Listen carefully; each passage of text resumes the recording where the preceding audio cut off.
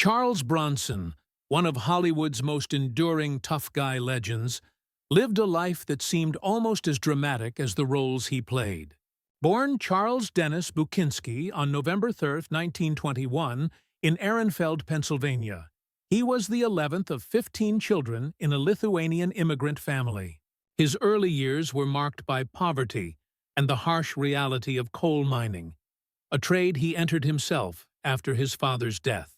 Those formative experiences instilled in him not only physical toughness, but also the quiet, stoic presence that became his signature on screen.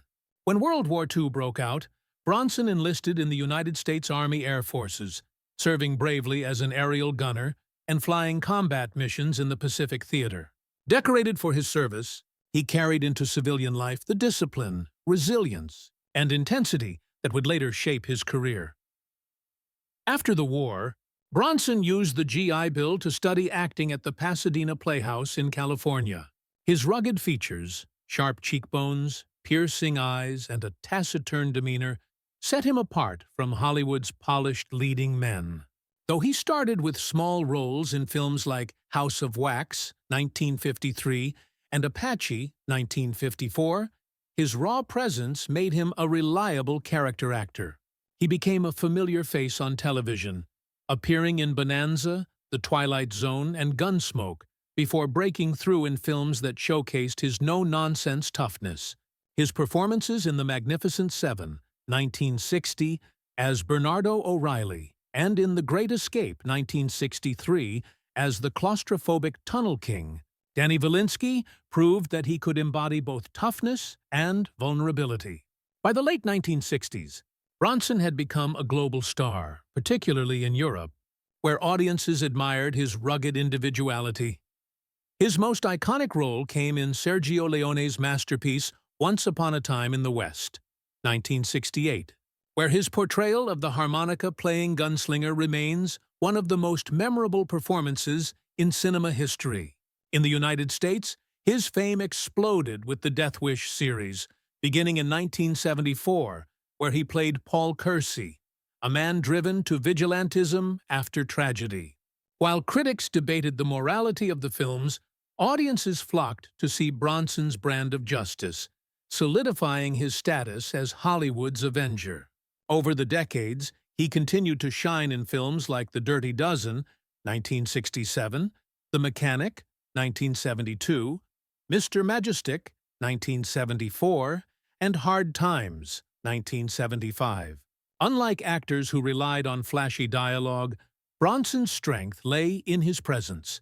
He could command an entire scene with a single glance. Away from the screen, Bronson's personal life was deeply tied to his marriages.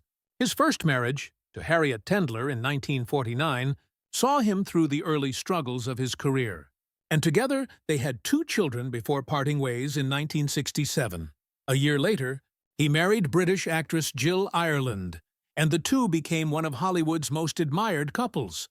They starred together in several films, built a loving family, and stayed together until her tragic death from breast cancer in 1990, a loss Bronson never fully recovered from.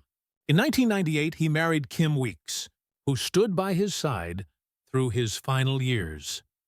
Though he was known for his blunt and private nature, Bronson once revealed the 7 actors he respected most, offering rare insight into the values he admired. First was Lee Marvin, his co-star in The Dirty Dozen, whom he praised as a true soldier who carried the weight of war with authenticity. Next was Steve McQueen, his rival and friend, whose hunger and quiet intensity Bronson respected even amidst their competition. Clint Eastwood also made his list for his patience, vision, and independence in shaping his own career. James Coburn, his fellow Magnificent Seven castmate, impressed him with understated strength and natural screen presence. Gregory Peck, whom Bronson admired for his dignity and effortless truth, embodied the moral strength of classic Hollywood. He also praised Kirk Douglas for his relentless drive and fearlessness in portraying flawed characters. Finally, Bronson named Robert Mitchum, whose effortless authenticity and mysterious presence he saw as the pinnacle of true screen acting. These choices revealed Bronson's philosophy. He valued grit, truth, and authenticity over vanity or showmanship. Charles Bronson's final years were marked by declining health. He retired from acting in 1999 after Family of Cops 3 and battled multiple illnesses. On August 30th, 2003, he passed away at Cedars-Sinai Medical Center in Los Angeles at the age of 81. His death certificate listed respiratory failure as the immediate cause, brought on by metastatic lung cancer, alongside chronic obstructive pulmonary disease and congestive cardiomyopathy. It was a long and difficult battle that stripped away the indestructible image he had on screen. Bronson was laid to rest in Brownsville Cemetery in West Windsor, Vermont, far from Hollywood's spotlight, a quiet, understated resting place that reflected his private nature. In the end, Charles Bronson left behind more than just a legacy of films. He embodied a rare kind of authenticity, both in life and in his craft. His respect for actors who carried truth into their performances mirrored the way he lived. Simple, stoic, and unapologetically real. His films remain a testament to a time when toughness wasn't about words, but about presence. And for generations of moviegoers, Charles Bronson will always be remembered as the ultimate tough guy with a soul of steel.